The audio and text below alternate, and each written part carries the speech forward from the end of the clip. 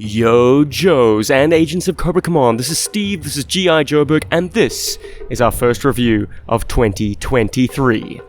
We are currently in the jungles of Asia, so what better way to kick off the new year than to speak about G.I. Joe's premier ranger, a guy not unfamiliar to the jungles of the East. It's Lonzo, Stalker Wilkinson, but you can call him Stalker. This is the Retro Collection, something that was a bit of a flash in the pan. It came, it went rather unceremoniously, but it gave us an opportunity to have some classic figures in some very authentic flavors. A very, very strong update to their early 25th anniversary versions, and I think you'll agree, this guy is looking pretty handsome on that blister pack. My major complaint here, apart from the white bordering, which doesn't bother me so much, I'm not that much of a purist, this is its own thing, is the fact that you've got this enormous bubble. Not only is it tall, but it's thick. It does not evoke the originals in any way.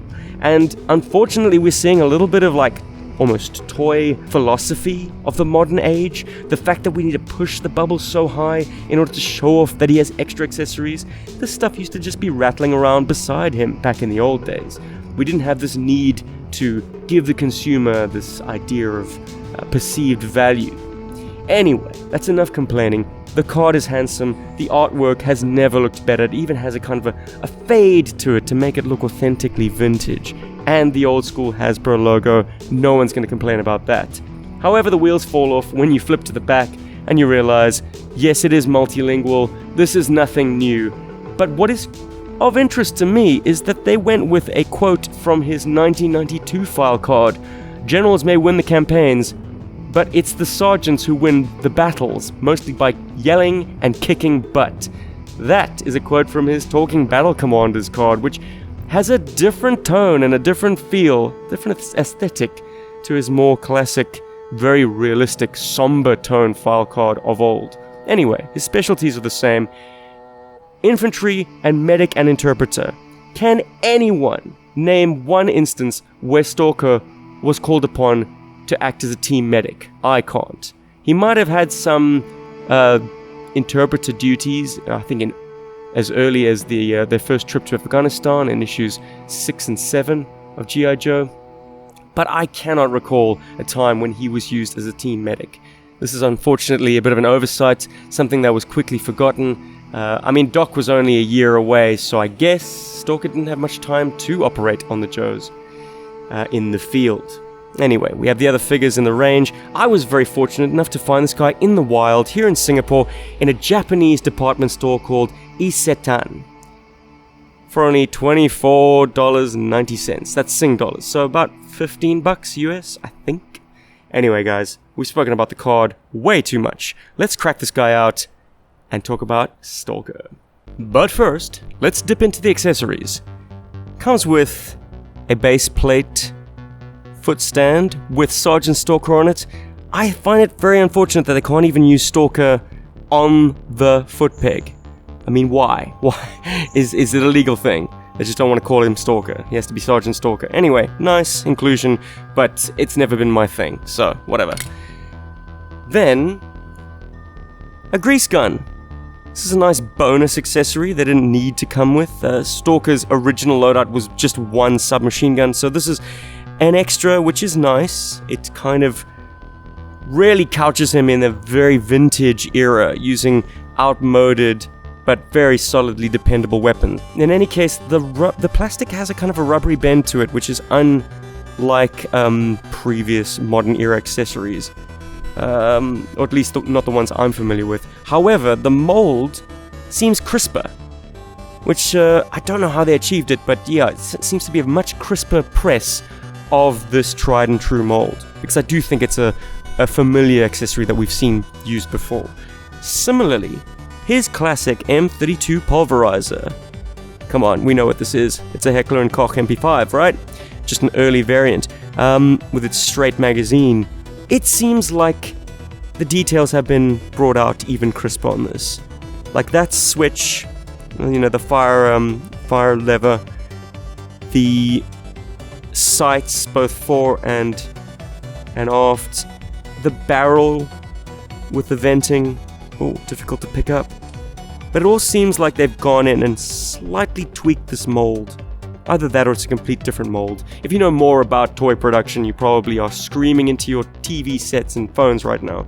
But yeah, it just seems like this is not just the 25th anniversary reproduced. Getting into the smaller scale stuff, the classic, the Colt 45. Good weapon, nice bit of detailing on the grip. And those vents at the back, or the grip at the back of the slide. All the signature sculpt elements are there. Beautiful weapon. And one more thing, a very nice painted accessory. Serrated on one end, straight edged on the other, and that tip. It's a beautifully sculpted piece. Perfect paint. Look at it glinting in the light there. Very nice. And what's more, it attaches to the figure. Let's go in and put it on Stalker. Shing! Very snug fit. That is not going anywhere unless you want it to. The pistol. Now what I like about this holster is, as opposed to the 25th anniversary version, which seemed to move the sidearm to the left, I mean, come on. Stalker is depicted always as a right-handed shooter, is the fact that it sits a little lower than the 25th anniversary. Okay, it's not quite a drop leg because he's got this rather puffy camo pouch, but it does sit not quite as high as his 25th anniversary counterpart, which makes his silhouette seem a little bit more realistic, I'd say. There's something kind of Agents of S.H.I.E.L.D., very tight sweater vest look to his 25th anniversary version, which this one fortunately avoids. And the colorization makes him more accurate to the vintage than his 30th version. And this is going to be divisive, but I was never a fan of the dreadlocks anyways. So this clean cut, very gaunt, almost grizzled look for Stalker is a winner in my book. Look at that. Look at that head sculpt. Look at that chin. He does have that seriousness. The man who's got 1,000-yard stare and then some. He's lost some buddies on the way. But he's every bit the most capable soldier on the GI Joe team. Alright, let's check out his articulation. Head is on a ball joint. We got a nice wide range of articulation in the shoulders. I am very curious.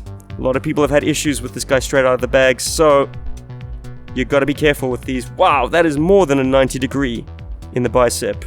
Very nice. I guess I got lucky that it didn't break. You just have to take your time, guys. Perhaps climate also plays a role because it's bloody hot here in Singapore. We've got that ab crunch, which is fortunately hidden partially by the removable vest.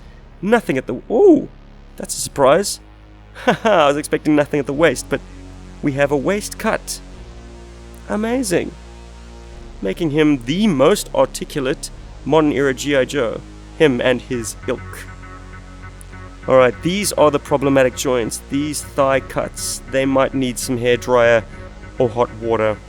You do not want to twist that and risk shearing them clean off. Those are not fun. But knees are looking very healthy.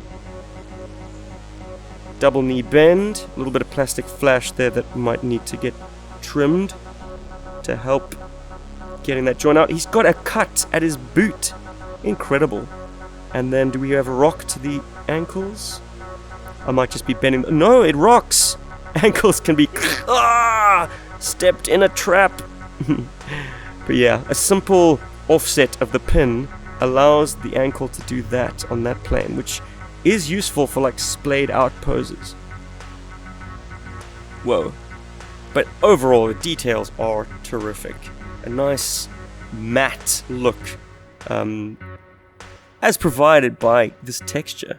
I do seem to have some brown paint splotches. I guess a bit of... Where would the brown paint even come from? Another figure, perhaps.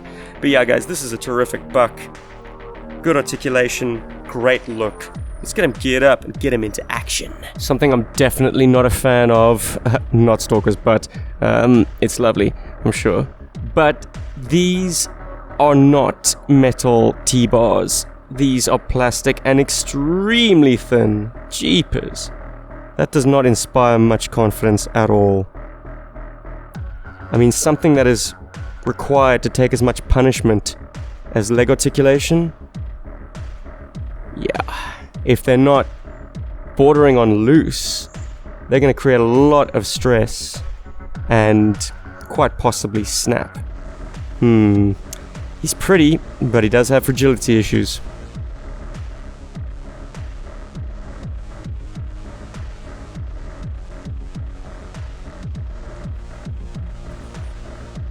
Final thoughts on Retro Stalker are mixed. One look at this guy and I think we can all agree that he is the definitive stalker at this scale. The head sculpt and beret, the jersey, the camo, the web gear, the weapon, the buck, they're all refined to the point of perfectly expressing what stalker means to a die-hard GI Joe fan. He's extremely posable and comes with a terrific arsenal.